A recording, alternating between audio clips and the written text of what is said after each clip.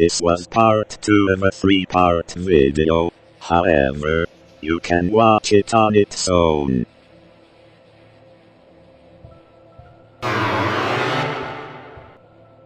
Hello.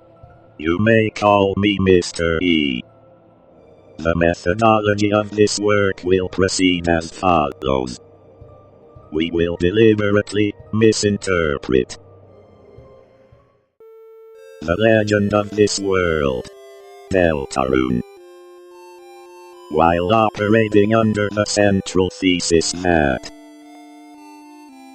whether 11 years, 11 days or 11 hours, Deltarune is waiting. The legend of this world is unchanging. To uncover new meanings and possible readings. Chapter 2. 3 Heroes. As you may have predicted, this part will deconstruct the roles in the prophecy, which conveniently has been the aspect of it most prone to conflations.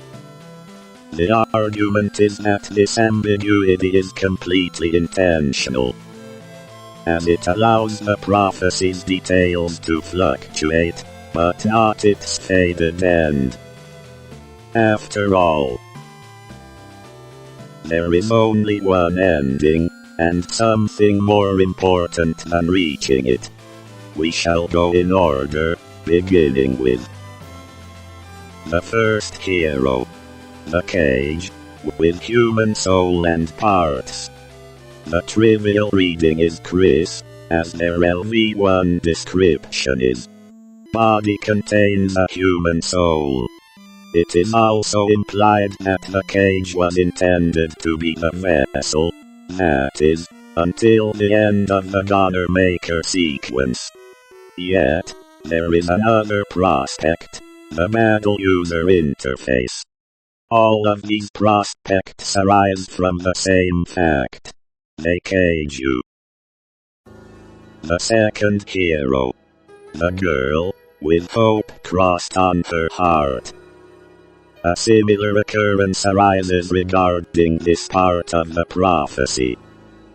A first interpretation points to Susie, as she embodies hope, yet, it is also implied that this hero was intended to be Noelle, given that she is the only party member, besides Chris, capable of equipping swords. Not only that, but the Weird Route, Side B, seems to restore this role. The third hero, the prince, alone in deepest dark. So far, the only character who fills this role is Ralsei. Yet, discarding, unused, the voice in the code, would be disingenuous, as both of them have been alone in deepest dark. And last, was the girl. At last, was the girl. Love finds its way to the girl. The meaning of love changes depending on who the girl is. Noelle corresponds to Susie, you correspond to Noelle. The night witch makes with blackened knife. Obviously, the roaring night serves as the night. That being said, Chris also fits this role, even Susie does. As the defining mark of the night is to make a dark fountain. The angel, banished, will finally meet with its desire. While a point of contention, most people agree that this role is either Noelle, you're the mystery man. As you may have noticed, there seems to be a pattern. The first hero, the cage, was seemingly the vessel, but was swapped into Chris. The second hero, the girl, was to be Noelle, but ended up being Susie. If one were to speculate, this would seem to be done, partly, by Chris, and it is worth considering that these sleights of hand have an in-game purpose. To change destiny, to defy fate, creating a new future with you. You actively do this, in fact, by playing the weird route. You allow and block swaps. You push Noelle to center stage, casting her as the girl. You change what love means, as a consequence of this. You cast and lock Ralsei, by skipping most of Chapter 5, into the role of the prince. A role that, undoubtedly, will not be theirs, the girl or the angel. On the other hand, it may even be the case that the knight is a mantle. A role being passed down, by opening dark fountains. The last role. The angel, banished. Most characters, Chris, the holidays, cast Noelle as the angel. You and him, insert yourselves into the role. And the motive is in plain sight. The angel, banished, will finally meet with its desire. So, whoever is the angel, fulfills their wish, however.